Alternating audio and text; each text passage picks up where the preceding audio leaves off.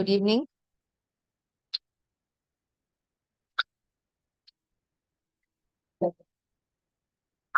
Namaste. Good evening. Can I request everybody to please be seated and maintain silence, please? Sure. Thank you. Oh. Yeah. I'm Dr. Veena, and on behalf of Yogavijnana, I extend a warm welcome to you all to our new initiative, Yoga Vichara series. The third session today is a special one, not only for the topic Trinity of Yoga, but also for the speaker, who is well known to us, a renowned scholar, an excellent speaker, orator, instructor of Yoga Upanishad series and the TTC courses. Let's put our hands together to welcome our speaker for today, Dr. M V Vishwanath, who has been a part of Yogavijnana since the last 2 years and actively involved in many of the activities. It's a pleasure to have you with us today, sir. Thank you. We shall begin the program with lighting of the lamp and an invocation by Srimati Suma Hiremat, a student of Yogavijnana. I welcome Shri Vinay Siddhaya sir, Dr. Vishwanath sir, Shivaswamy sir, Shri Siddhaya sir, and Rama ma'am to inaugurate the program by lighting the lamp.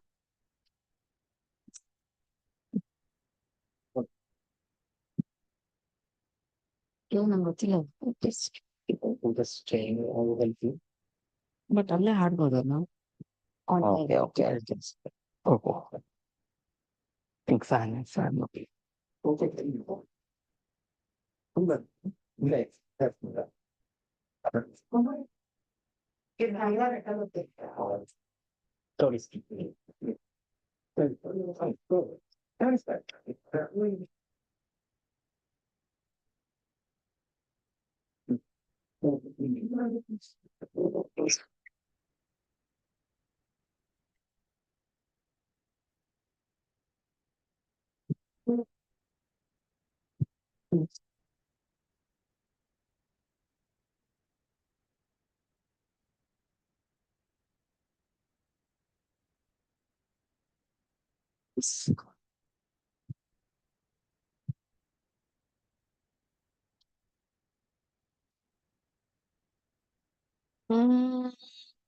जय जय गे भगवती सुर भारती तव चरणौ प्रणमामः जय जय गे भगवती सुर भारती तव चरणौ प्रणमामः नाद ब्रह्ममयी जय वागीश्वरी नाद ब्रह्ममयी जय वागीश्वरी शरणं ते गच्छामः जय जय गे भगवती सुर भारती तव चरणौ प्रणमामः त्वमसि शरण्या त्रिभुवनधन्या सुरमुनिवन्दित चरणा नवरस मधुरा कविता मुकरा स्मितरुचिरुचिराभरणा जय जय गे भगवती सुर भारती तव चरणौ प्रणमामः आसीना भव मानसहंसे कुन्दतु विनशसि धवल हर जडता बोधि विकासं स्मितरुचिरुचिराभरणा जय जय हे भगवती सुर भारती तव चरणों प्रणमामः नाद ब्रह्ममयी जय वागीश्वरी नाद ब्रह्ममयी जय वागीश्वरी शरणं ते गच्छामः शरणं ते गच्छामः शरणं ते गच्छामः.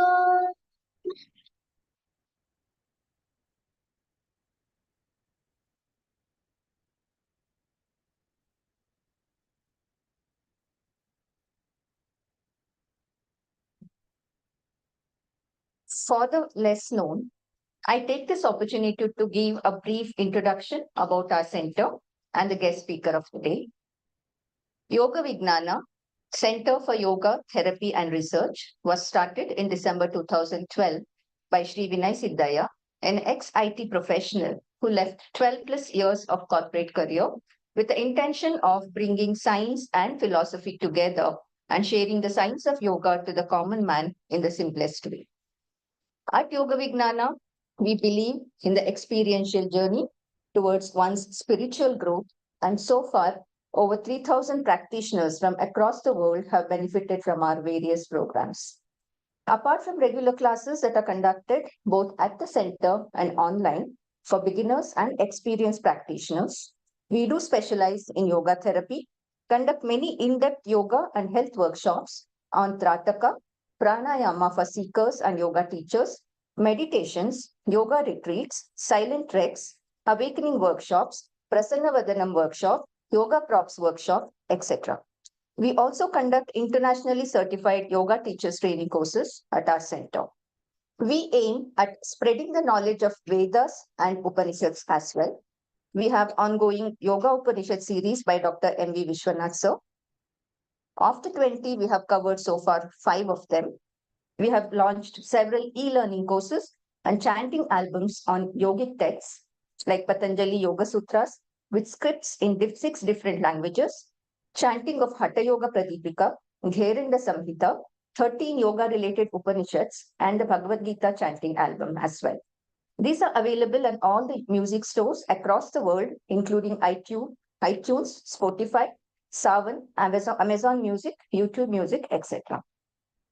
To give you a brief introduction about Yogavijnana Foundation, which is a non-profit organization under the aegis of Yogavijnana, founded by Yogacharya Sri Vinay Siddhaya, the foundation aims at spreading the ancient knowledge of yoga and their relevance in modern world. Through foundation, we have had several activities in the past, including guest lectures on healthy food, the art of breathing, healthy lifestyle, etc. by Vichara. We also believe in inculcating these practices at young age by conducting yoga classes for school children. We also conduct monthly full moon meditations under the pyramid. Whoever wishes to encourage the activities of the foundation are welcome to donate generously through the UPI that is displayed here or by cash to Shivaswamy sir. The activities under the foundation are exempted under ATG. It's time now to introduce our speaker for today, Dr. M V Vishwanath. It's my proud privilege to be introducing him to you all. Dr. Vishwanath M V currently serves as a guest lecturer in the Department of Alānkāra-Śastra, Government Maharaja Sanskrit College, Mysuru. He is also serving as an adjunct professor at the Department of Heritage Sciences at IIT Hyderabad.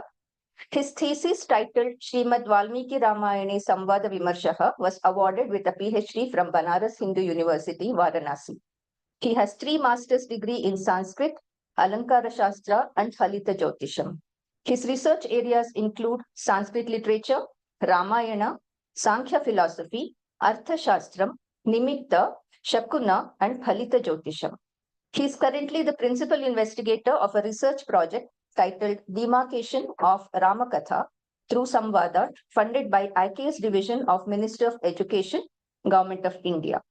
He has published 4 research papers in referred journals. He has also contributed 4 chapters in the Kannada translation of Manasollasa, published by Karnataka Sanskrit University, Bangalore.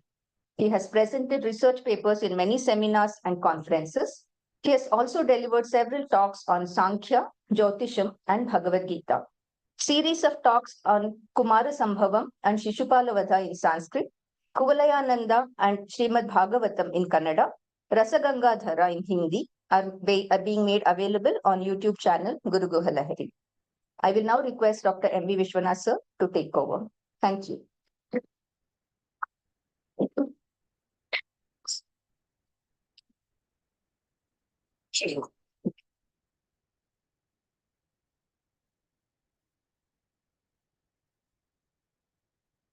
ॐ यो माग्ने भागिनगुं सन्तमथा भागं चिकीर्षति अभागमग्ने तङ्कुरु मामग्ने भागिनं कुरु नमो ब्रह्मणे धारणं मे अस्त्वनिराकरणं धारयिता भूयासम् कर्णयो श्रुतं माच्योर्ध्वं ममामुष्य ॐ सच्चिदानन्दरूपाय बिन्दुनादान्तरात्मने आदिमध्यान्तशून्याय गुरूणां गुरवे नमः सदाशिवसमारम्भां शङ्कराचार्यमध्यमाम् अस्मदाचार्यपर्यन्तां वन्दे गुरुपरम्परा वन्दे गुरून् चरणारविन्दे सन्दर्शितस्वात्मसुखावबोधे जनस्य ये जाङ्गलिकायमाने संसारहालाहलमोहशान्त्यै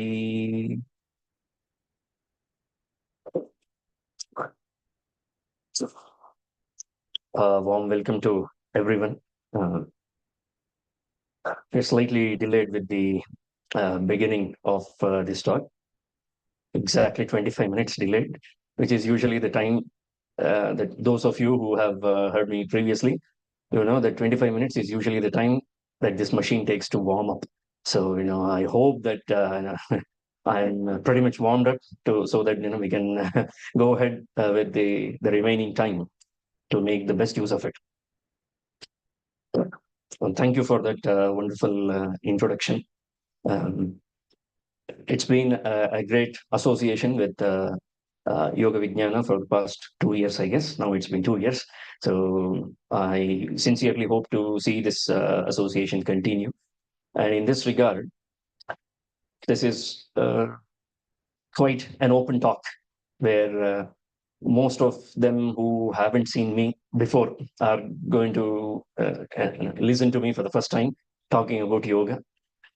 And generally, you have to speak in such a way that it impresses them and it leaves behind an indelible mark on them. I have no such intention, honestly. Honestly, I have no such intention. So I'm just here to ensure that you, by the end of today's talk, nobody from this hall should leave with a tinge of disappointment that, "Arey yaar, isse badhiya to IPL dekh lete." As long as nobody feels this sort of a thing, then I think I have done my job well. And that would be a very good introduction to yoga. See, the word yoga has become so popular that it needs no formal introduction. It's like the word life. If someone is supposed to deliver a lecture on life, honestly, how many of us will sign up for that? Like, come on, we know we are living it. We are actually breathing every moment of our life. And we have pretty good idea about our life. And we are kind of sorted in our life. So why would we be interested in knowing about life, isn't it? Almost the same thing, same expression will come across the word yoga as well. It has become so popular that we know that we have made it a part of our life. Congratulations to all of us. It's a wonderful thing. I'm not trying to demean it in any way. It's a fabulous thing that most of us have made yoga a part of our life. I'm just here to tell you that the vehicle that you are owning for, I don't know, for the past 2 years, 10 years, 15 years, many people who have been practicing for the past 2 decades, 3 decades, you have got access to a wonderful vehicle. I'm just here to tell you that you have been underusing that vehicle, that's all. Just here to let you know that what a wonderful vehicle we already have in our possession, but we are underusing it only for the physical benefits. Backache, Vinayji, and I need some yoga classes. It's not wrong. I'm not saying that for backache, if someone approaches a yoga teacher and learns some yoga asanas and does practice them daily, and if it gives them immense benefits, more than welcome to stay in the path of yoga. But you should know that you are getting a wild card entry into the school of yoga. Into the stream of yoga, you are getting a wild card entry because we have kind of forgotten, or we have given you a clean chit from yamas and niyamas. We haven't talked much about yamas and niyamas. Nobody talks about that because the reason is how to make people welcome is part one. Part two is how to ensure that people remain. So while welcoming, we showed them the best part that we could show about yoga. The best part of yoga is asana, because it's quite practical, it's physical, everybody can follow instructions. We have been trained, our mind has been trained to follow instructions since our childhood. So the moment we hear someone say one, we know where to stand, how to stand. It's quite, it's like a drill. But at the same time, neither should we forget that we have been given a clean chit from yamas and niyamas. So the obvious question would be that how can we cope up with it? How can we inculcate them? And secondly, there are still 5 more steps remaining in the Ashtanga Yoga system. So we are just in the 3rd stage, and there are 8 more, and there are 5 more remaining. Now, how do we proceed from asanas? Or should we remain happy with our asana practices? Nothing wrong in remaining happy with the asana practices. But again, as I said, when we are in possession of something remarkable, and if we do not use it to its fullest potential, then we can't blame the vehicle. We can't blame the instrument for not working out for us. We have to blame ourselves for not using it properly.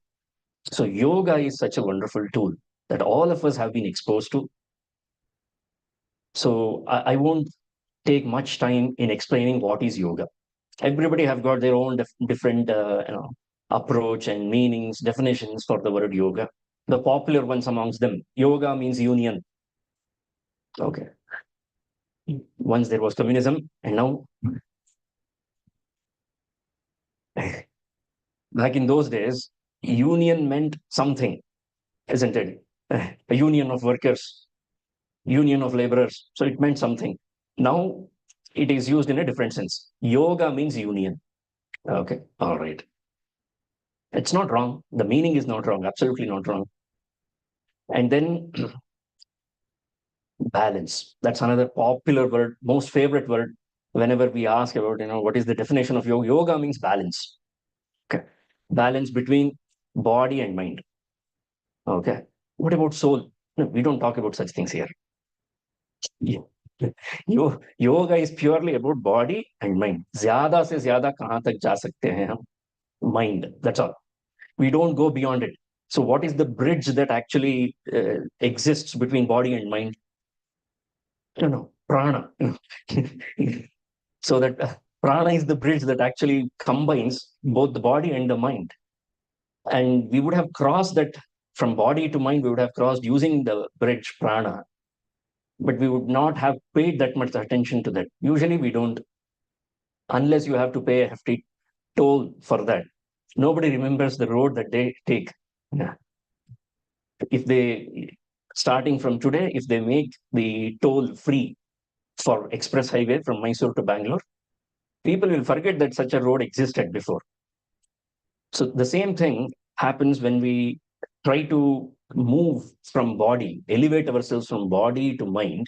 There is a bridge that exists, and that bridge is made up of prana. That's why immediately after asana, pranayama is there. Now, what remains after pranayama is exclusive. It's elite. It is kind of locked up, and we don't know how to unlock them. Pratyahara, dharana, dhyana, and samadhi. Most we would have heard about is dhyana and samadhi, popular things. The less popular ones are pratyahara and dharana. And you can do a survey. Just randomly give this word. Have you ever come across, to any yoga practitioner, you just give this word. Have you ever come across the word pratyahara? Until and unless there is a famous restaurant by that name, nobody would remember what is pratyahara, because there is word ahara there, no? Yeah. So some genius would think that pratyahara, let us name our restaurant as pratyahara. If the restaurant is not named as pratyahara, people wouldn't be aware of the term pratyahara. So that's the unfortunate state that we ourselves find in this field of yoga. That's why the talk has been titled as the Trinity of Yoga. Okay. There is one thing that we must know, that Bharatiyas in general and our rishis, we were obsessed with the numbers. We are very much obsessed with numbers, and especially the number 3. Yeah. There are so many things that come in a bundle of 3, in a pack of 3. Yoga also comes in a pack of 3. Now, that is what we are going to explore today. And first and foremost, how many definitions of yoga can we find in the most popular work on yoga? If I ask this question to all of you present here, what is the most popular work on yoga apart from Yoga Sutras? Let us see. Yeah, exactly. Yeah, Vinayji should be excluded from this. He knows the answers. See, if we remove Yoga Sutras, then we would start questioning that, is there any other work in yoga that we can refer to? Bhagavad Gita is one such work that can possess the knowledge of all the darshanas, let alone yoga. Not just yoga, but all the other darshanas can be found in Bhagavad Gita. Such a profound work that is Bhagavad Gita. And if we go a little deeper into Bhagavad Gita, we will find the definition of yoga. Because the popular definition of yoga, that is yoga chitta vritti nirodha, is very elegant, to say the least. And it's not the right time to discuss on chitta vritti nirodha. Okay, that would take us somewhere else. Why did they start with chitta? Why not something else?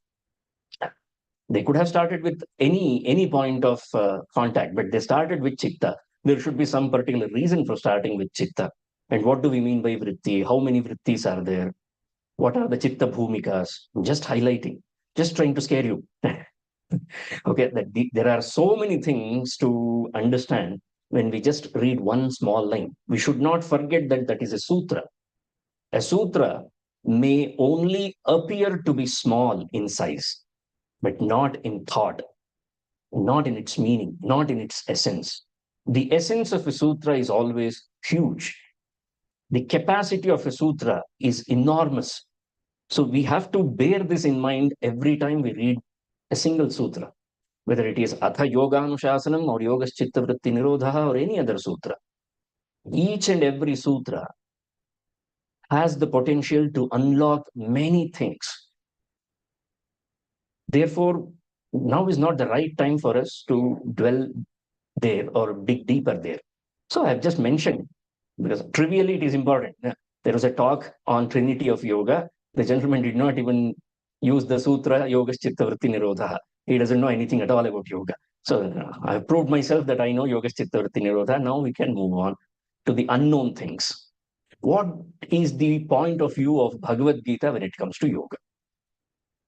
Is there any definition of yoga that we find in Bhagavad Gita itself? The answer is yes.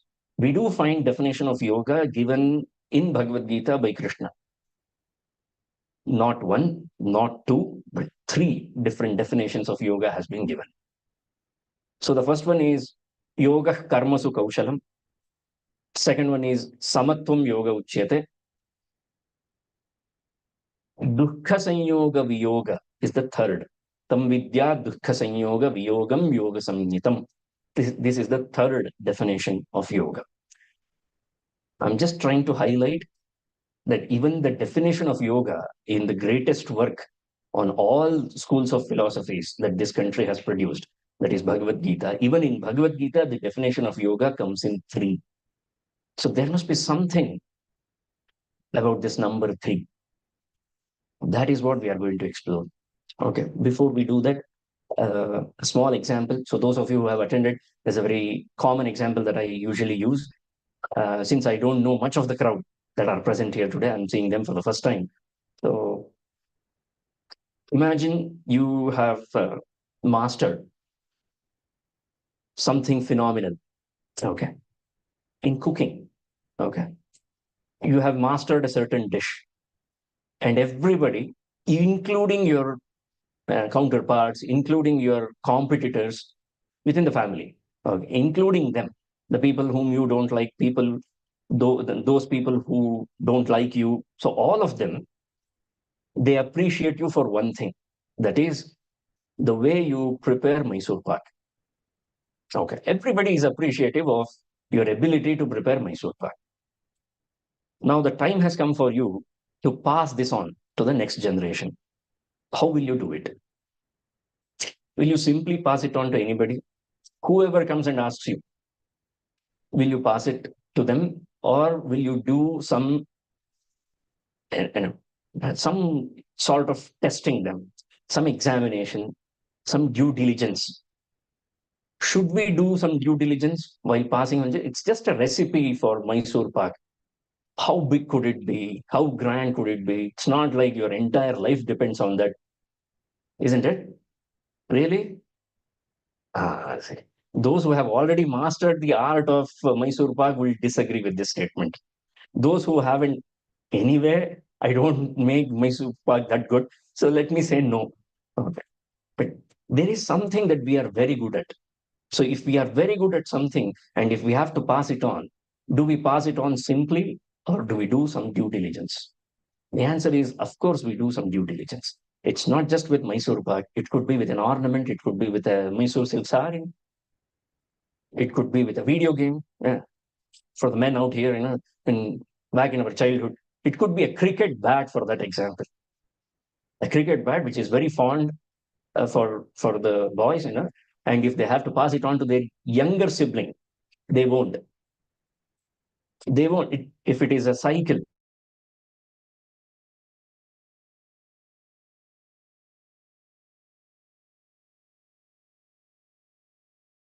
identified the value, then organizing it comes naturally to us. When we do not understand the value of something, we will never be interested in its organization. Tomorrow morning, when you log into your job, if you still feel that you're doing it only for the sake of earning the bread, otherwise so many EMIs are there, that's why I have to do this job. It means that you have not truly understood the value of that.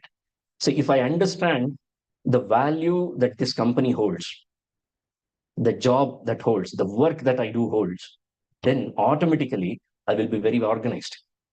When I understand the value of this body, I will take care of this value of my mind. I will take care of my mind. When I understand the value of the soul, then I will take care of the soul. It's as simple as that. So it's just about identifying that value. And have we understood that value? And if we have understood that value, the next question is it an appreciating value or a depreciating value? It's very important, isn't it? Speaking in a different lingo, that's all. But we usually lose interest if the value is depreciating value.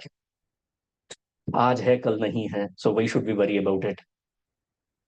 But there are few things whose value remains as it is, as long as we remain. So what are those things whose value never diminish? Body, mind, and soul. So there should be something given for the body, some discipline for the mind, and some discipline for the soul. it goes on to show that is there three different disciplines then? And we thought that yoga is one. इसी में इतना समय चला जाता है ना. They're so much forced to do this, or even if it is not forced, with such difficulty, we have finally arrived at yoga, and now you're making it more complicated. We're not making it complicated. I'm just trying to help you to see the bigger vision, the grander vision of yoga. In one school of philosophy, in one school of darshana, all under one umbrella. You will be taken care of your body, your mind will be taken care, and your soul will also be taken care. As such is the integrated system of yoga. And that's what gives us the Trinity of yoga. Why it is called as a Trinity of yoga is you cannot remove any one of them. Say that I'm going to use only two of them. 2 out of 3 is still majority, right? That works only in democracy. Not here. You need to have 3 out of 3. Only then it will have that power. Only then we would have truly understood what exactly that yoga is. How many of you have cooked, not on a gas stove, but wooden fire? You all have cooked, not just in anywhere, in an open field. If you have to cook in an open field, there is a way. There is geometry involved. There is physics involved. There is common sense involved on how to place the wooden logs. Yes or no? Okay. You can't place the wooden logs in a square shape. You know what happens? The fire will never catch. So if the fire has to catch those wooden logs, then how are we supposed to place the wooden logs? In what shape? Triangle. It should have those 3 ends, isn't it? Only then the fire will ignite. So if we truly want to ignite that fire, which the Upanishads gave that call to all those people, the sons and daughters of this great country, when they said, Agnimichadhvam Bharataha. We have heard that famous quote from Swami Vivekananda, where he uses that Uttishtata, arise, Jagrata, awake, Prapyavaran Nibodhata. Okay. In the very next mantra, the Upanishad, the same Upanishad, gives another slogan where it says Uttishtata, Jagrata, and Agnimichadhvam Bharataha. It has addressed all the people as Bharataha. Bha means that light. And if we are to be truly called as Bharatiyas or Bharatas, then we must seek that Agni, we must seek that fire. And how are we going to seek that fire? You need to have this Trinity. Without this Trinity, there is no fire. Just like how without placing the wooden logs in a triangular shape, there is no emergence of fire. Similarly, without the Trinity of yoga, there is no Agni, there is no Paranjyoti, there is no understanding. Okay. We did not sign up for this. Okay. We don't want to know the Agni, or we don't want to do this. Okay, fine. So there is another way of approaching this one. So 3 things that actually define, again, say 3. The number 3 is very powerful. Okay. There are 3 things that all of us seek in our life. Tell me if I am wrong. The first 2, I'm sure all of us will agree, but let me not be very arrogant about that result. Let me see if how many heads will nod when I say this. Are we all, at the end of the day, are we all not seeking contentment in our life? That fulfillment? Whatever it is, no matter what happens, at the end of the day, a person wants to remain content. That tripti should be there. Or as we say in our Kannada, nemdi. That's all one seeks in their life. Initially, they may be seeking so many things, but once they understand what life is, when life hits them, then we automatically come back to this notion that yes, all I need at the end of the day is that peace of mind, that contentment. Okay. And there is one more thing that we all are seeking. Since our childhood, we have been seeking one thing. Can you name what is it that we are seeking from our childhood? Completeness. That's all we are seeking. We do not want anything that is incomplete.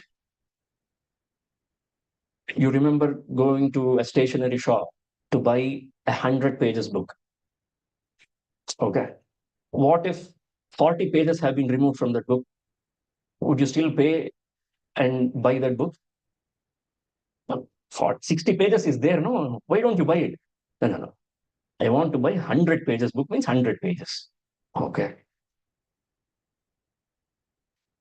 If they did not explain us what taxation means, then we would have also gone and argued with the HR.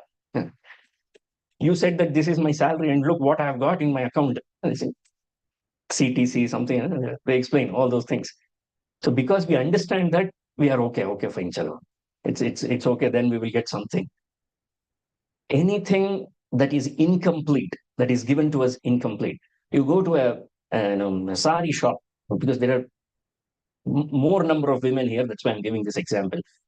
So if you go to a sari shop to buy a Mysuru silk sari, okay, welcome to Mysuru. You are welcome at any given point of time. They have a wonderful factory there.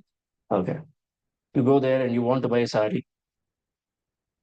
And if they show you only 3/4 of that sari, everything is fine. It's pure silk, the print, everything is fine. The other half is ridiculous. They haven't done any embroidery work on that. Would you still be accepting that sari? No. So it is innate property in our mind to seek completeness. Whether we want it or not, whether we have defined it in such a way or not, we are always seeking that completeness. So I'll give you one more word for jivana, life. Jivana is also called as vritta or vritti. Both words are there. Vrittira vartana jivane is what Amarakosha says. Both the words vritti and vritta are used for jivana. What is the very primary meaning of the word vritta? A circle. So by the very definition of the word vritta or jivana, it should be complete. When will it be complete? When can we consider life to be complete? It's a simple question. Because birth is point A, death is point B.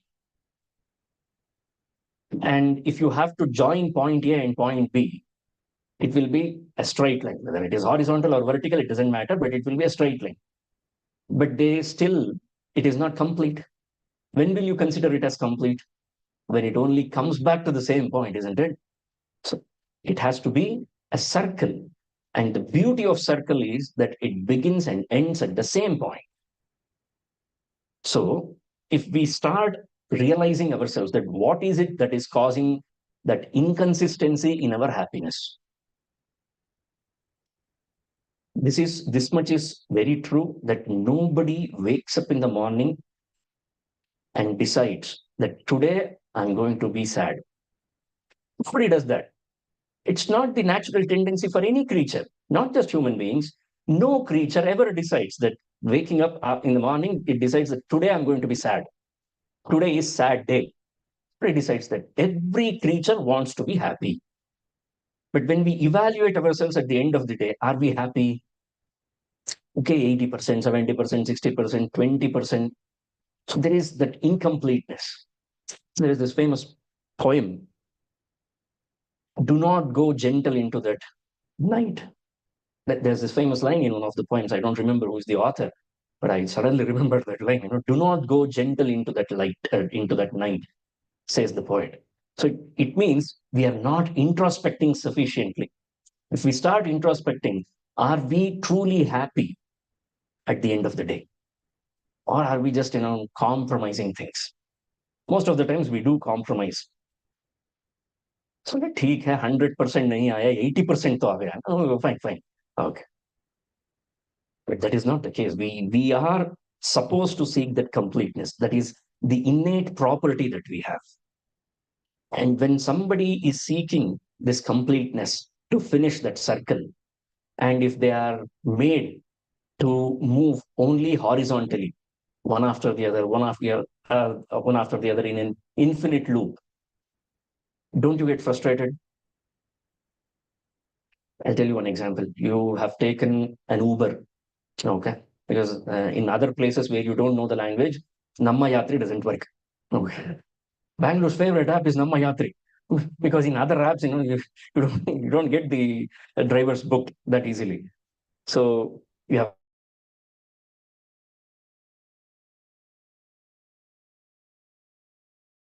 the driver has come.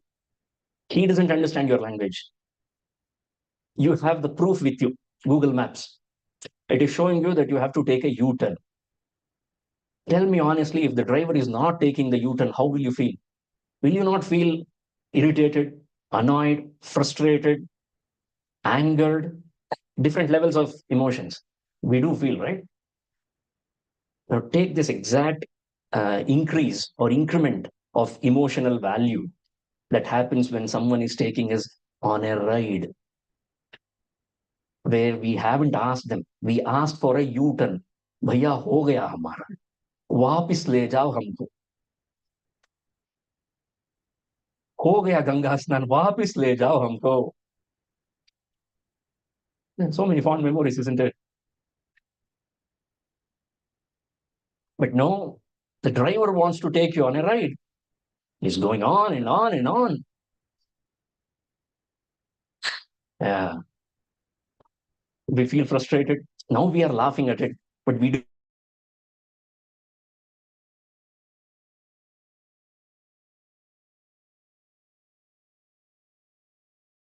do feel frustrated at that. 12 years ago, I know what happens there now. हम इस क्षेत्र के बहुत पुराने खिलाड़ी हैं. So you know how it goes. Anyway, so at that moment, we want to convince the driver. We want to speak to the driver. We want to ask the driver, or somewhat beg the driver. Or at times, we will be so frustrated that we just want to remove the driver and drive ourselves so that we can come back to the same point, isn't it? Now take this exact scenario and put it to life. What is happening with life is, it is not coming to a full circle at all. It's been continuously moving in an horizontal way. It's never ending. It's an infinite loop. We don't know when it is going to end. The end is not the second point. Where there is two, there is fear. You can remember this. And this is not my quotation. This is the line from Upanishads. The Upanishads say that where there is two entities, there is fear. When there is only one, there is no room for fear. What will you fear from?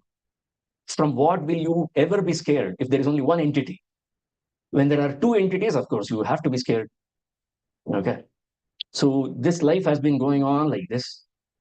Life, death, or birth, death, like this. So there is no end to it. How do we ensure the end to it? We want to break that, right? We want to break this infinite loop of birth and death. Do you agree with me? That is the third point that we all are seeking in our life. We just want to end this misery. We haven't seen the entire picture. We don't have the complete picture in our mind. Because we do not have the complete picture in our mind, it seems like we have gotten used to this. No, we shouldn't get used to this. We have to get that sight. When we get that insight about life, that it has to come a full circle, it has to complete, then there will be completeness. As soon as there is completeness, there will be contentment. And the key to attain that contentment by completion happens only when we break the infinite loop of birth and death. Welcome to the Trinity of Yoga. This is what yoga's definition is. This is what exactly yoga does when someone pursues yoga and understands its true potential. It not only gives us that contentment, but how does yoga give that contentment? It leads us, it enables one to accomplish that contentment through completing their cycle. And how will we complete the cycle? If you don't break this line, then there is no way you can complete it. So we have to break this line. And how do we do this? That's where today's current topic finds its relevance. Now I'm warmed up. Okay. 30 minutes, absolute delivery now. It doesn't matter. Okay. It really doesn't matter. Now, the Trinity that we are talking about are Tantra, Shastra, and Darshana. This is the hierarchy. Not just in yoga, but in all Indian knowledge systems, you will find this hierarchy. There is a Tantra part of everything, there is a Shastra part of it, and then there is a Darshana part of it. Just because we are interested in only the Tantra part, I'll explain what Tantra means. Just because we find Tantra to be more interesting, we cannot ignore the Darshana part of it. And the bridge that connects us from Tantra to Darshana is Shastra. So we cannot ignore Shastra as well. So we need all these three. So what is Tantra? Tantra is technical. Okay. Anything that explains us in fair detail that what all things we need to do.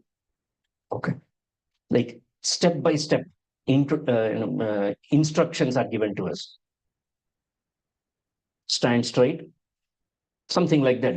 When they say that, and when you hear it continuously, it kind of gets you into a practice. That is the Tantra part of it. That is the technical part of it. And without the technical part, we won't be able to succeed because we need certain discipline. And the discipline comes through this technical ability. Without technical ability, there is no discipline at all. Whatever it is. See, if you want to start programming, you can't simply go and start typing whatever comes to your mind. You can't put colon, semicolon, brackets, wherever you want and call it as a programming language. You can't. You need some training for that. There is a discipline for that. Not even a single dot can go either or. So in the same way, yoga also demands that kind of discipline. And the discipline part of that yoga is called as Tantra. And this Tantra involves heavily, mostly, how do we discipline our body? It starts with the discipline of the body. And then we slowly move on to the disciplining of mind. These are like the two wings. And if you can control both these wings, then you can take the flight. You can soar higher if you have control of both the body as well as mind. If we do not have control of either one of them, then with one wing, one cannot soar higher. So we need when they say that yoga is balance, the balance of discipline between body and mind. We need to have both of them. And that's where asana and pranayama comes in. And what does yama and niyama do? It's a fabulous thing. People have misunderstood that yamas and niyamas are only rules and regulations. They are not rules and regulations. They actually, some people will also tell you that yoga is a way of life. Wow. Such a beautiful thought, isn't it? What do you mean by way of life? How are you living your life? What is the definition of life? If I am supposed to detach myself from everything, but every day I'm adding one more connections. LinkedIn. Every day you're adding number of connections. And then in the evening sessions and in the morning sessions, you listen about Vairagya. Is it going to work? It's like a ghada. There's a pot filled with multiple holes. We're trying to fill that pot with water. How long will it take? Quantitative aptitude. Well, it is unanswerable because it's common sense that you can never fill a pot with many holes. So first we have to fix the holes that we have so that wherever there is a loophole that is leading us, that is draining us out, we have to fix that. And that's what Tantra does. That's exactly what Tantra does because the other meaning for the word Tantra is upaya. Remedies, solutions. It's quite solution oriented. I'm not able to do this asana correctly. Okay, fine. We will alter you, we'll modify slightly, and you're good to go. And why did you get that altered? That vision is missing. Why do we do asanas? If I ask the simple question, what is the answer? Why should we do asanas? Or are human beings the only creatures who do asana? Have you seen that baka crane? Baka is called as crane, right? Yeah. They say there is a proverb. They say that bhagavat dhyanam acharet. How should one meditate? They said that meditate like a crane. Should see how a crane stands on one leg. It makes itself so still, immovable. immovable in the presence of its food. The food is actually flowing there. It's moving there. It's alluring it, but it still holds itself. It steadies itself so that it can catch the right prey. No, it does for just a survival. But if we can take that point of that steadiness, then we will understand. So for that steadiness to happen, we need to have that asana sthiryam, the stability of asana. That is what asana is defined as well. Sthira sukham asanam. It should be stable. First and foremost is it should be stable. And then that stability should not come at the cost of bliss. I'm being stable. You remember those back in our childhood days, Saturday mornings. Okay. Yeah. We used to go to school early in the morning. They used to make us stand in a queue, stand in a line, assembly. And then soon after the assembly ends, the physical training would start. Everybody hated that physical training because it was not tailor-made for everyone. But we were forced to stand. Republic Day, Independence Day. Stand for 3 hours. You have to stand. Stand still. I will stand still. You are not deriving any bliss out of it. Is there any happiness there? No. Not everyone used to enjoy it. If the same thing is going to happen when I'm doing 1 hour asana practice, what is the use? Yeah? There should be some bliss and there should be some contentment coming out of it.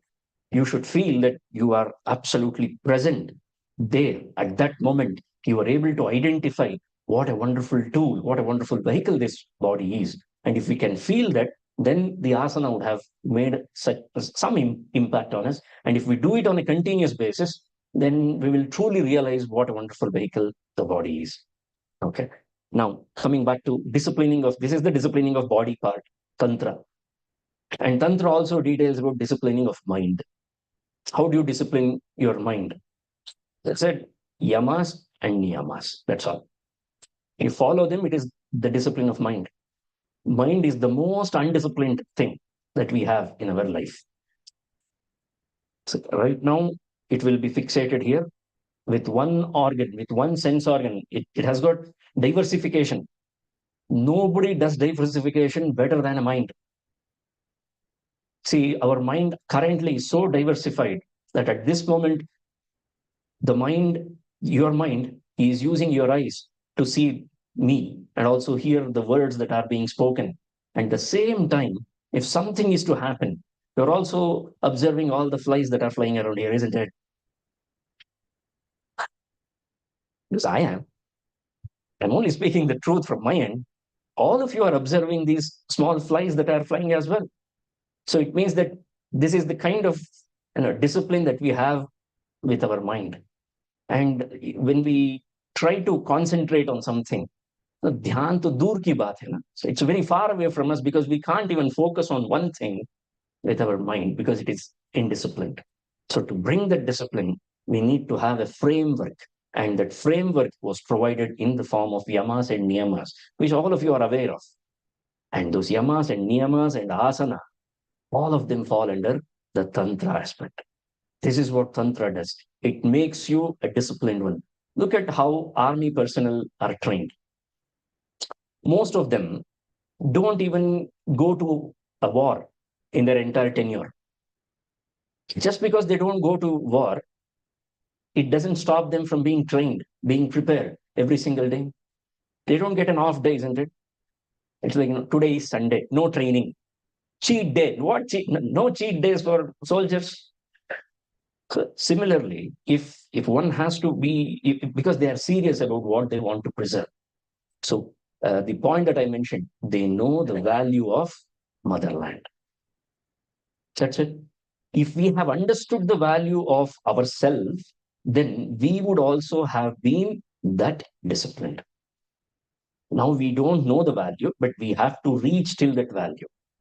Until then, we will start practicing this. We will start inculcating this discipline. So that inculcation of discipline in our life for both our body as well as mind is taken care by the first hierarchy of yoga called as Tantra. There are many, many texts that exclusively deal with Tantra. Hatha Yoga Pradipika. What a wonderful text. Gheranda Samhita, Shiva Samhita. Their only job is to detail about all these technical abilities, how to discipline oneself. Okay. And then comes the second one. The second one is the most crucial one.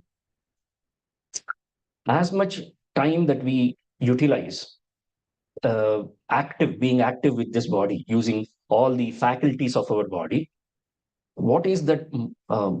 What is the most used faculty of our existence of a human being? What is that faculty that we use the most in our life? Buddhi, our mind, our intellect. We use it at all times. Even if you have to sleep, you have to search. You have to give a command to your mind to not think. Otherwise, it will keep thinking. There is something called as Hamsatulika. The best mattress in the world. You have the best mattress in the world. You have the best room. The AC is set at BICE 22. Okay, fair enough. Everything is set. No mosquitoes. But you are so involved in setting up all these things that your mind is restless now. Your mind is only counting about all these elements. I have the best mattress in the world. I have the best room, what do you call that? Freshener. All these things, the mind is still continuously thinking about it. Will we be able to sleep? No. So that's what happens. Therefore, it is important for us to tame the mind as well, and tame the mind with the proper orientation.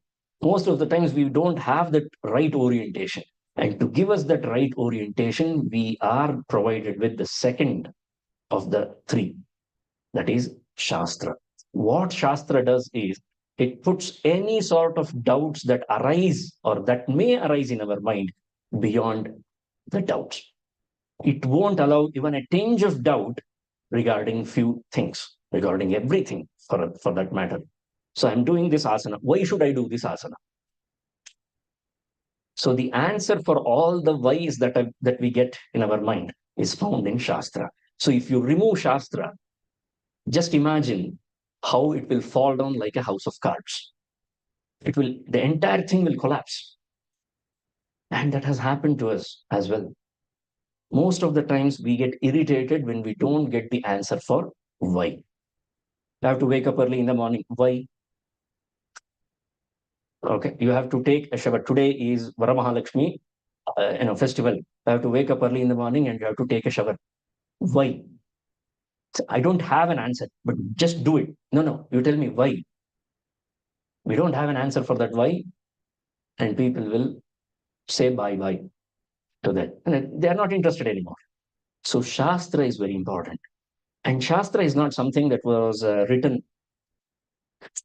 Okay, Shastra is not something that was written by a bunch of dudes. Sorry, I have to say these words because this is how people perceive Shastra these days. They think that khali baithe the kuch log kuch bhi likh diya, and that became Shastra. It is not. That's not what Shastra means. Shastra is the natural regulation of everything. So you see how a seed grows into a tree. Don't you observe a certain sequence in that? There is a set sequence in that. And who taught that seed the Shastra of tree? Shastra is rules and regulations, right? According to us, Shastra is a bunch of do's and don'ts. Who told that tree or who told that seed to first grow into an ankura? Now, what do we call ankura as? Sprout. Who told that seed to sprout first and then become a plant and then turn into a tree? Then first comes flower and then a raw thing and then ultimately fruit. Why not change the sequence? It doesn't, right? The tree doesn't. It follows that Shastra because that Shastra, where is this Vriksha Shastra? In the libraries, archives? No, the Vriksha Shastra is in the Vriksha itself. The system is integrated. The rules and regulations, the do's and don'ts are integrated with the same thing. So if I have to say that this is Manashastra, psychology. They call yoga as Bharatiya Manashastra. Wonderful thing. So where is this Manashastra? Manashastra is in the mind itself. Where is mind? Here. So the Shastra of mind, the Shastra of yoga is here, not somewhere else. So we are not focusing where exactly the Shastra lies. So when we start understanding that Shastra is rules and regulations that are meant for the betterment of the thing, not to ruin things. It's not fear-mongering. Shastra doesn't incite fear in anybody. So if while growing up, children have this bad habit of not listening to their mothers. See, this is fire, don't touch it. Once. The kid goes here and no, okay, fine. Couple of minutes later, the kid does the same thing. This time, the mother uses, she increases her level of anger and the kid withdraws. And when the mother is not looking, the kid goes and touches it. What happens? It gets its finger burnt. Then it realizes that why there was a don't aspect added when I first started moving towards it. So everything need not be this sort of trial and error method, isn't it? Wouldn't it be foolish to try everything, fail, and then come back and follow something? If that was the case, if the science also approved this kind of an approach, then there would not have been ISO certifications, right? The reason they issue that ISO certification is that, see, this is a method that we have certified. So anybody can use this product. It is safe for human beings. You know, how they test medicines. They test medicines on several parameters, and then they decide that this is suited for all human beings. So similar, and that is Shastra, by the way, okay? That is pharmacology, right? Pharmacology, sorry. That is pharmacology, fancy word. You use the same thing in Bharatiya Bhasha, in Indian languages, and you call it a Shastra. Ooh. Oh, it sounds kind of orthodox. It's not. It's the same thing. Okay. Shastra is something that is meant to preserve the best interests of us. It is not something that is meant to hurt us, but it is something that is meant to preserve and protect and nourish our best interests. And Yoga Shastra does exactly the same thing.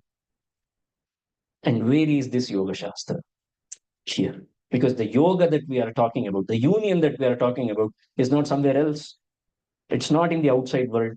The union that we are talking about is here. When we said body, mind, and soul, where is the body? Body is the outer coverage. Mind is not outside the body. Mind is within the body, isn't it? So body, mind, and soul are like internalized approach. So when we try to identify this link, when we understand that a certain Shastra, if the Shastra says that do this and don't do this, it is for our own betterment. It is for our own benefit.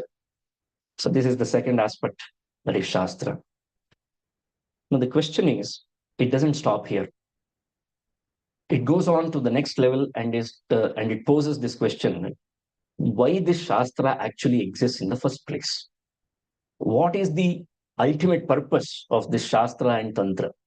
We agree that Tantra and Shastra are vital for our improvement. We understood this structure that we start with Tantra and slowly we move on to Shastra because we need to cater to the disciplining of both our body, mind, as well as intellect. We understood that. But is there any ulterior purpose for this, that we are following all these things? Yes, there is. And that ulterior purpose is called as darshana. That's why yoga is one of the darshanas. There is a reason it is called as darshana. So what is darshana? Very quickly. Darshana means seeing. Wrong. Okay, I have to do something dramatic as well. A lecture should have all elements. So darshana does not only mean seeing. It means experience. But in all our languages, not just in English, even including our own languages, we use the word seeing as an equivalent to experience. Did you get this point? We use the word seeing as an equivalent, as a synonym for experiencing. Is your? You got the idea? I've prepared this kheer.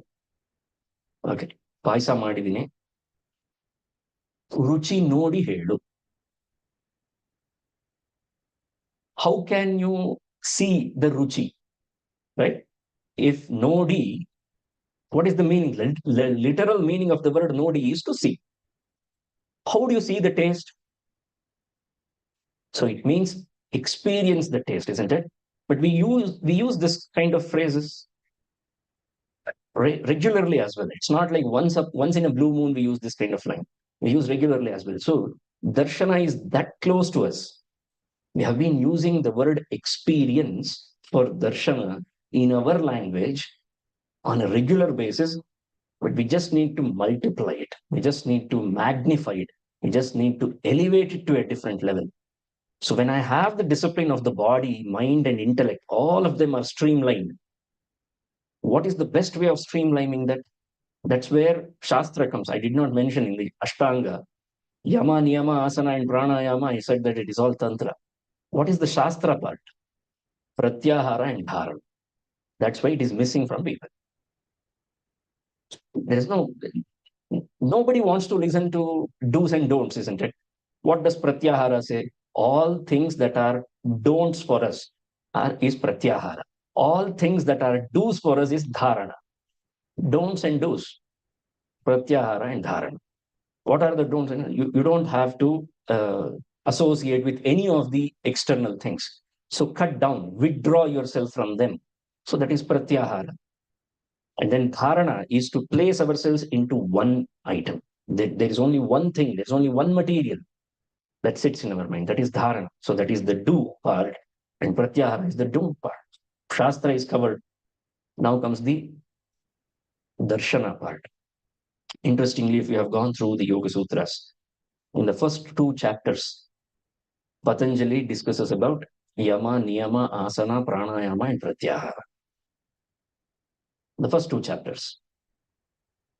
And Dharana, Dhyana, and Samadhi, he takes up in the third chapter, Vibhuti-pada. For the first five, he has used roughly around 90 odd sutras to describe them, to set the tone, to explain what is asana, what is yama, what is niyama. So many sutras for them. And how many sutras are dedicated for dharana, dhyana, and samadhi? 3. Tatra deshabandhaschittasya dharana, tatraikatanata dhyanam, samadhi. Finished. That's it. That is what darshana is, because darshana is experience. It's not only seeing. Darshana is experience. And we get to know something only when we experience it. Now, what is the definition of experience? With this, I will conclude the talk. But what is the definition of experience? What do you mean by experience? When you say that you have Avatar, when it came first, right? James Cameron, when it came first, 10 years ago, I guess, we all watched that movie. And then you read the reviews. Avatar is an experience. Okay? It's a line, when we read it, we understand that, oh, it means that you have to go and see it for yourself. That's the only thing that we take from it. But when you actually see that, what do you experience? What happens exactly when you watch a play, when you watch a movie? You become that for a moment, isn't it? For that brief moment, you become that hero or whoever it is, whatever that part is. You become a part of that, or you lose yourself and you don't have any identity for yourself. You become that. So becoming one is experience. To know is not experience. To know is to know, that's all. We may read all the Upanishads. It still wouldn't be sufficient for us, or it is not sufficient for us to say that I have the experience of Atma or I have the experience of Brahma. we will be well read. That's all. So I've read all the Upanishads. Okay, you are a well-read person. You are not an experienced one. An Atma Jnani is different. A person who knows many things about Atma Jnana is different.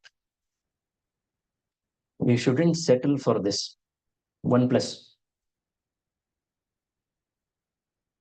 You didn't get it? You should never settle, for these kind of things. You should keep moving to the ultimate thing. The ultimate thing is to experience. To experience means to become that. And only when we become that, then that's the end of it. And there is no I left anymore, isn't it? That's the union that yoga is talking about. That is the samadhi that yoga is talking about. That is the darshana of yoga, where there is no bhaya anymore. I told you, where there is two, there is fear. Where there is one, there is no fear. Therefore, remain single. Bad advice, isn't it?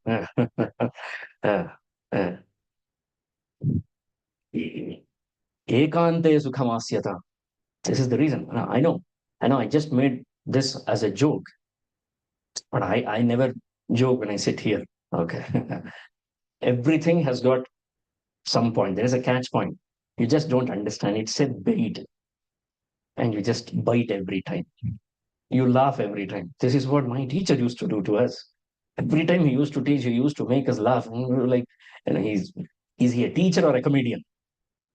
He taught us so many things. Because we used to bite to his bait every time. And every time there was such kind of a thing, it would easily lead us towards something profound.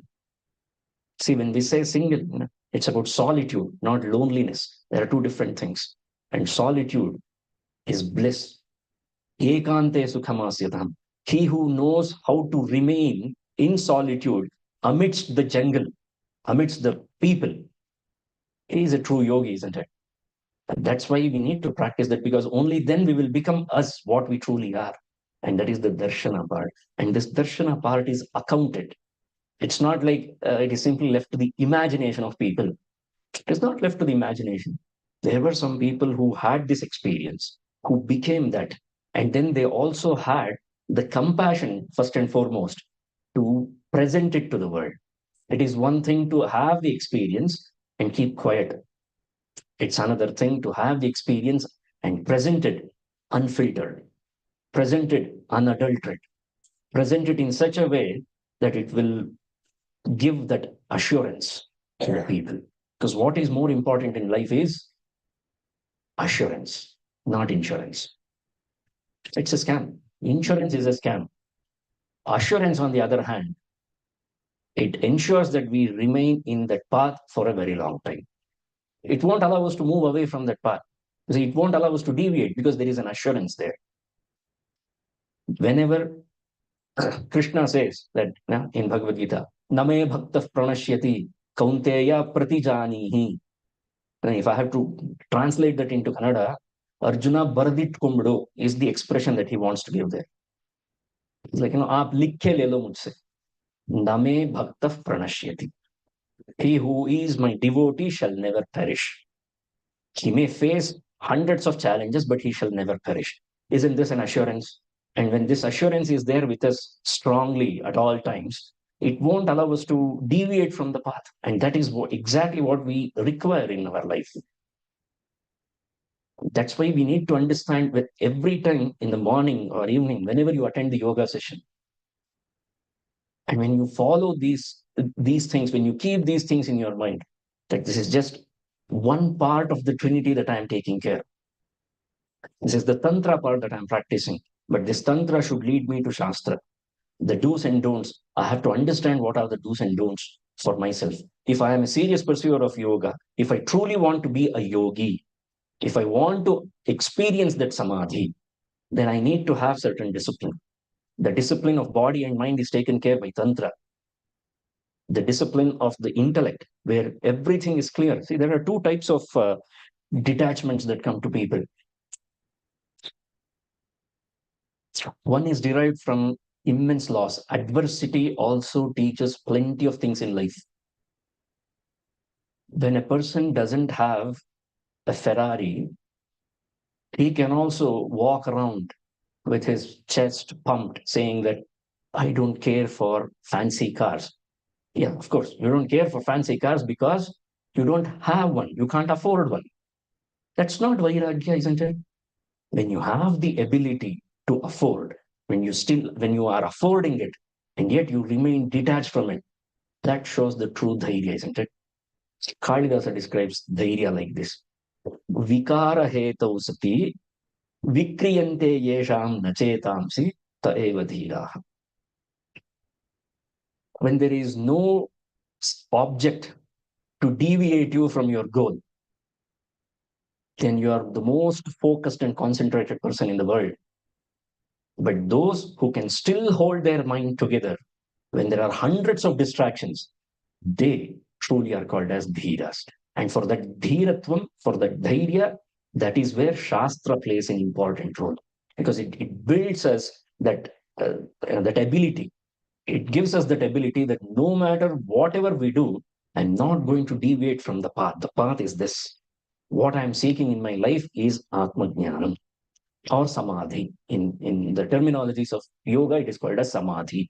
If I am seeking Samadhi, how closely I'm monitoring it, how deeply I am monitoring it, that's all that matters. And when we monitor that, and when we are deeply into it, Samadhi is just minutes away, a few seconds away. It doesn't take that long after you have mastered Tantra and Shastra. Darshana won't take that long. It's just a matter of days or matter of minutes, matter of time, that's all. But once we have that ability, when we have mastered the Tantra and Shastra, Darshana is right around the corner. Experience is inevitable. It will happen. So that is the assurance part that Darshana has. That's why, where do we find all these Darshanas? In the Upanishads. And what do Upanishads talk about? The same thing. The Upanishads describe what Brahma is. The Upanishads describe what Atma is. Why are they describing all these things that are not even visible to naked eye? Of course, they are describing because it is not visible to naked eye. If it is visible to naked eye, why would I spend time explaining that? This is a cat. Everybody knows that this is a cat. You don't need to document it. This is Atma.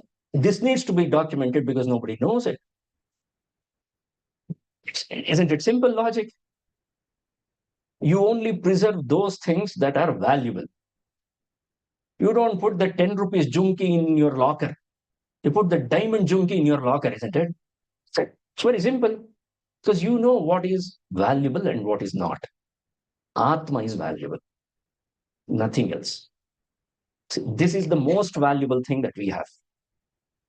And we haven't realized its value. And this is an ever appreciating value. Its value never goes down. Ye Tata ka stock hai. It never goes down. Okay. Okay. So whatever it is, but the gist is that when we have this discipline in Tantra and Shastra, Darshana is right around the corner. And every time we enter into the arena of yoga, we should keep these three things in mind. That yoga is not merely Tantra, yoga is not merely Shastra, yoga is not merely Darshana. Yoga is Tantra, Shastra, and Darshana integrated into one. Every moment is vital. It's important. We have very few minutes left, and not for this lecture to end, or this term to end. This is a tenure.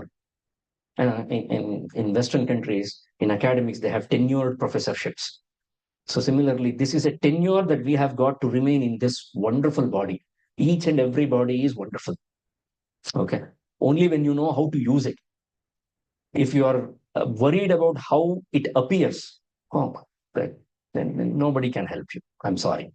It's not about how the body appears. How good can you utilize that body? What is the body supposed to do? It is supposed to sit quiet in the same posture for a longer period of time. Are we able to do that?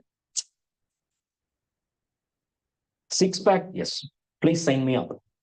Okay. Toned body? Sign me up. But can you sit quietly for 4 hours without flinching? That is not required. Why would I do that? isn't it? See, our orientation itself has gone wrong. So the whole purpose of talking about Trinity of Yoga is never lose the sight of darshana for the sake of attaining mastery in Tantra. And even if I attain mastery in Tantra, by forsaking, by forgetting darshana, then am I doing the right thing? Is it a wise decision to do? Isn't it? This is the question that we need to ask. Never at the cost of ultimate thing. Nothing should come at the cost of the ultimate thing. The ultimate thing is that we are all seeking that contentment. And contentment comes through completeness. And completeness comes only when you break the line of life and death, and you bring it to a full cycle. And when we do that, there is completeness, and completeness leads to contentment. And contentment is the end of it. That is why it is called as Ananda Chidghana. They called Atma, they described Samadhi as Ananda Chidghana. It is Ananda, it is always blissful. We are also blissful in bits and parts. We need to magnify it. We need to remain in that in a very stable manner. For that matter, we require the trinity of Tantra, Shastra, and Darshana. And in whichever step you are, whether you have got a wild card entry into asana, it's okay, you can make up all the remaining things. But never forget that the ultimate purpose of getting into yoga is darshana, the experience. We are in here for samadhi. I got rid of my backache, byproduct. It's a dividend. Nobody buys stocks for dividends only. They buy stocks because they appreciate the value of that stock. Dividend is a byproduct, isn't it? So the benefits that we get from yoga are all byproducts. Don't lose your time on focusing on the byproducts. Focus on the ultimate result. The ultimate result is the experience. Okay. With this much of deliberation, I conclude my talk here. Thank you so much for being a very active audience for so far. If there are no questions. Okay. So thank you so much, sir, for thank you so much, sir, for such a wonderful deliberation. I mean, every time we listen to you, we get a different perspective of attaining samadhi. So, I mean, today's talk was a totally different route to samadhi. So, I mean, it was really wonderful. So, if there are any questions, I think sir would be able to take it.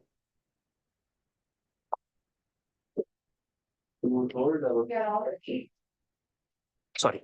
Is it what? Okay. We are interested in the darshana. Is it possible? It is possible. It's possible. Yeah. It is possible. Because if we have come through the Bharatiya system, if we have come through the Bharatiya lifestyle, even without us being aware, we would have already been incorporated with yama, niyama, asana, pranayama, pratyahara, and dharana. So we are blessed in that way. Because of the lifestyle that we had inherited from our ancestors, we are blessed in such a way that all of this is incorporated. So it doesn't matter. Age doesn't matter. Gender doesn't matter. How many days are left? It doesn't matter. Okay. Every single moment counts. Therefore, we have to be that much serious towards it. That's all.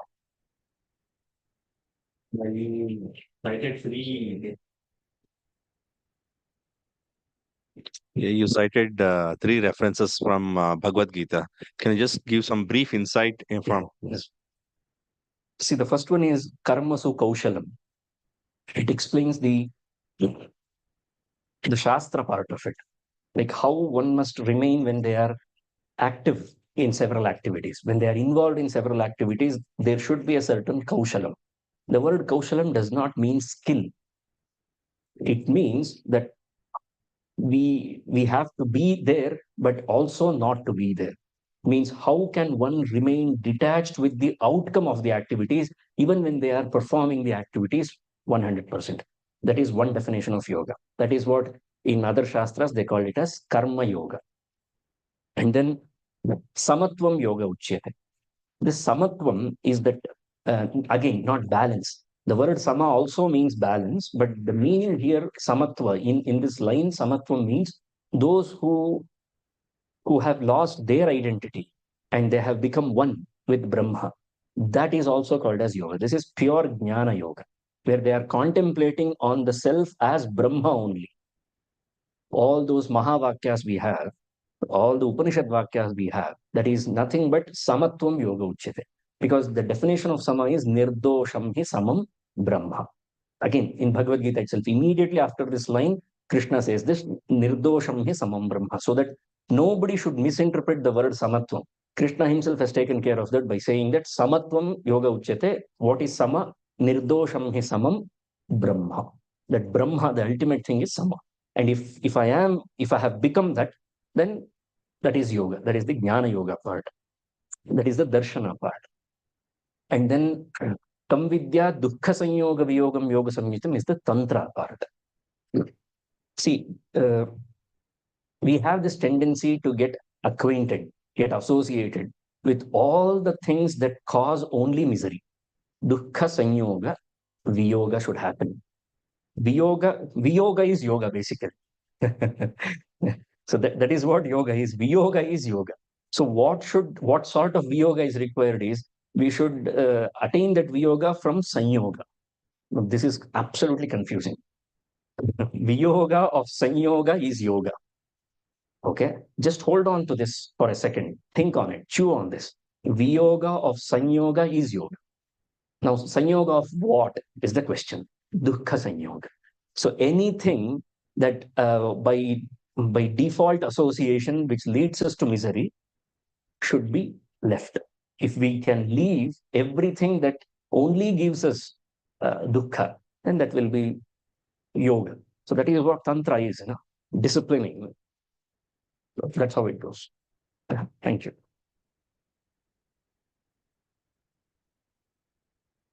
Any other questions? So I'm taking any. Said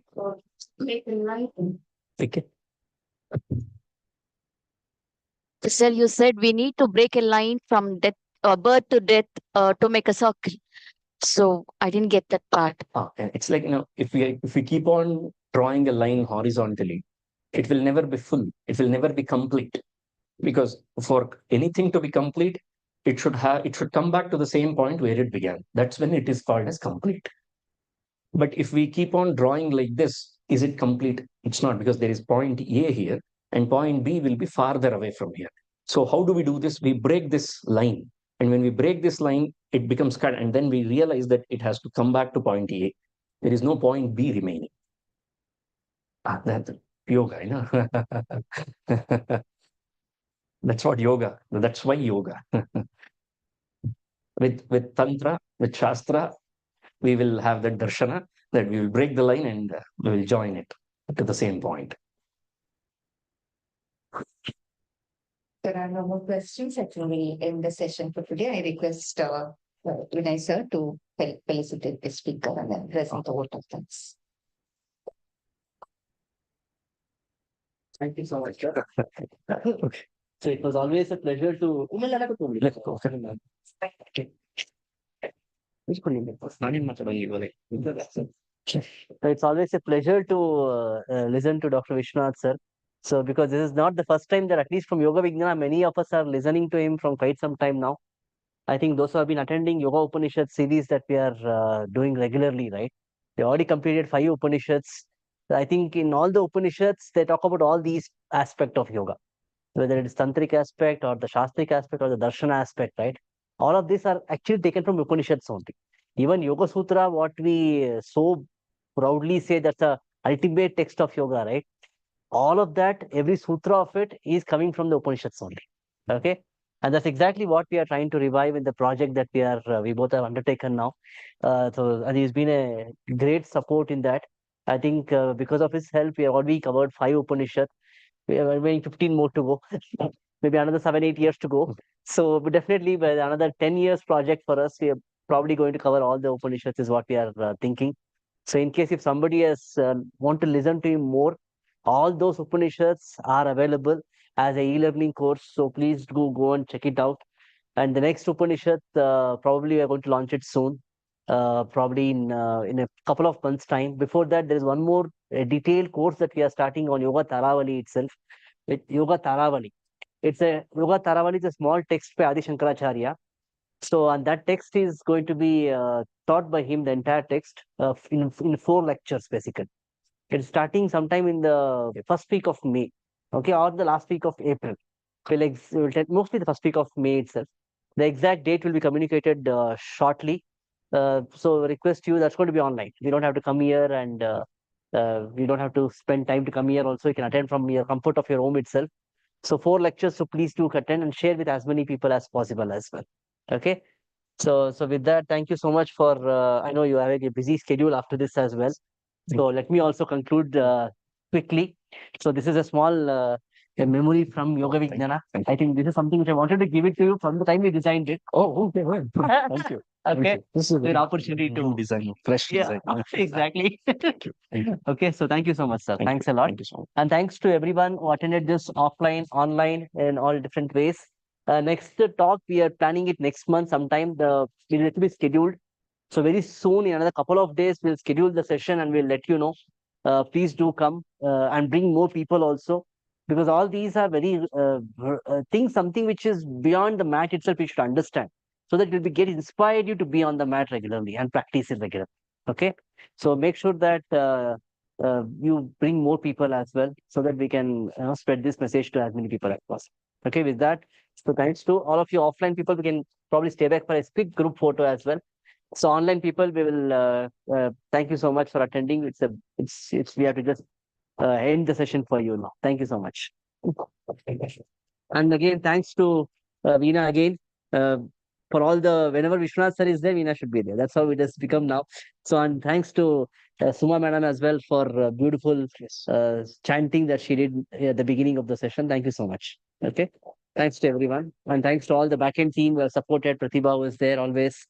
Everybody who has been part of it to make this event possible. Thank you so much. Thank you. Okay. Thank you. Group photo. Okay.